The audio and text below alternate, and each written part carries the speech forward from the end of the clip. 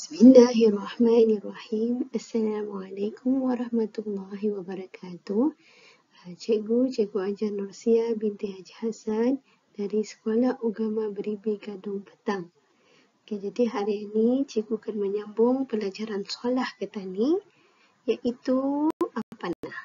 Cuba lihat gambaran ni. Apakah yang terjadi? Okey. Yang Tani lihat tadi itu adalah gerhana matahari dan bulan. Okay, jadi pelajaran kita ni hari ini adalah sembahyang gerhana matahari ataupun sembahyang gerhana bulan. Baiklah, sebelum cikgu menerangkan apa maksud sembahyang gerhana matahari dan bulan, cikgu mahu menerangkan dulu objektif pembelajaran kita ni. Seperti biasa, objektif kita ni adalah di akhir pengajaran, cikgu mahu murid-murid dapat merumuskan pengertian sembahyang gerhana matahari dan bulan dengan baik. Ingatkan. Jadi, murid mesti pandai merumuskan maksud pengertian sembahyang gerhana matahari dan bulan. Apakah pengertian sembahyang gerhana matahari dan bulan itu? Sembahyang gerhana matahari adalah sembahyang sunat ketika berlakunya gerhana matahari. Manakala sembahyang gerhana bulan adalah sembahyang sunat ketika berlakunya gerhana bulan.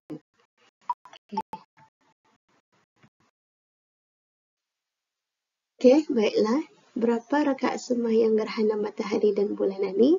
Seperti biasa, sembahyang sunat ini selalunya 2 rakaat. Jadi, gerhana matahari dan bulan ada 2 rakaat. Waktunya untuk gerhana matahari bermula berlakunya gerhana hingga berakhir ketika matahari kembali terang. Jadi masa start mula gerhana sampailah timbul balik matahari. Begitu juga dengan waktu sembahyang gerhana bulan. Berlakunya gerhana hingga berakhir ketika bulan telah kembali atau terang atau terbitnya matahari.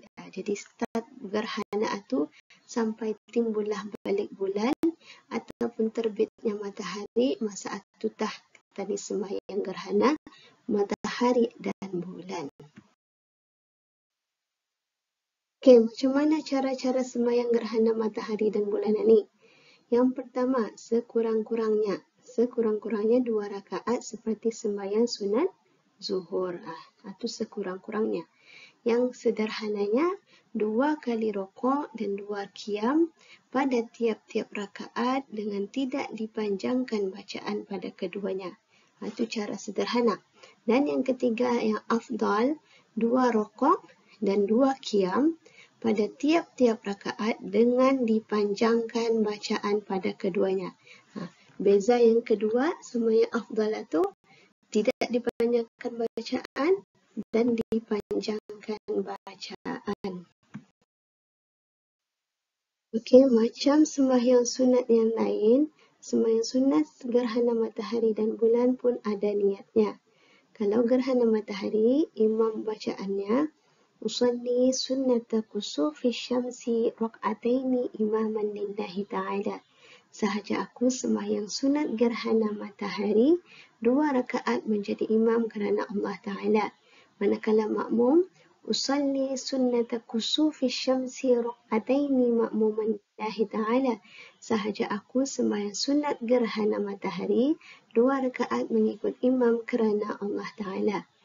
Manakala niat sembahyang gerhana bulan bagi imam usalli sunnata khusufil qamar rak'ataini imaman lillahi ta'ala. Sahaja aku sembahyang sunat gerhana bulan 2 rakaat menjadi imam kerana Allah Ta'ala. Dan bagi makmum usalli sunnata khusufil qamar rak'ataini ma'muman lillahi ta'ala. Sahaja aku sembahyang sunat gerhana bulan 2 rakaat mengikut imam kerana Allah Ta'ala. Cara yang afdal yang tadi, yang 2 kali rokok dan 2 kali qiyam dan dipanjangkan bacaan padanya. Ini Yang pertama, pada rakaat pertama, baca surah Fatihah. Dan sunat dibaca surah Al-Baqarah, kemudian rokok, dan dibaca di dalam rokok itu tasbih, iaitu Subhana Rabbiyal Azimi wa bihamdih, qadar 100 ayat daripada surah Al-Baqarah. Kemudian, ia angkat kepalanya daripada rokok dan iktidal. Yang kedua, semasa iktidal iaitu qiyam yang kedua bagi rakaat pertama, sesudah surah Fatihah dibaca surah Ali Imran. Kemudian ia rokok dan membaca tasbih di dalamnya pada 80 ayat daripada surah Al-Baqarah. Tasbihnya itu dalam anggaran 80 ayat surah Al-Baqarah. Kemudian ia iktidal, kemudian ia di dalam sujud itu, ia membaca tasbih Subhana Rabbiyal A'la wa bihamdih kadar 100 ayat daripada surah Al-Baqarah. Kemudian ia bangkit dan duduk di antara dua sujud dan kemudian ia sujud yang kedua. Dan yang keempat, dalam sujud yang kedua itu, ia membaca tasbih dengan kadar 80 ayat daripada surah Al-Baqarah lagi. Dan kemudian barutah ia bangun bagi rakaat yang kedua. Okey, jadi ini adalah untuk rakaat pertama. Sebab itu yang afdalnya dibaca dengan bacaan yang panjang. Yang manakala pada rakaat yang kedua, masa qiyam yang pertama itu baca surah Fatihah. Kemudian sunat membaca surah An-Nisa. Dan kemudian ia rokok dan dibaca lagi di dalamnya tasbih qadar 70 daripada surah Al-Baqarah. Tasbih yang Subhana Rabbiyal Azim itu dengan kadar 70 ayat surah Baqarah. Kemudian ia angkat kepalanya daripada rokok dan iktidal. Di dalam iktidal, iaitu qiyam yang kedua pada rakaat yang kedua, sudah surah Fatihah, dibaca lagi surah Al-Ma'idah. Kemudian ia rokok dan membaca tasbih di dalamnya dengan kadar 50 ayat daripada surah Al-Baqarah. Kemudian ia iktidal dan sambung balik sujud. Di dalam sujud, ia membaca tasbih kadar 70 ayat daripada surah Al-Baqarah, iaitu Subhana Rabbiyal A'la. Dengan kadar 70 surah Al-Baqarah.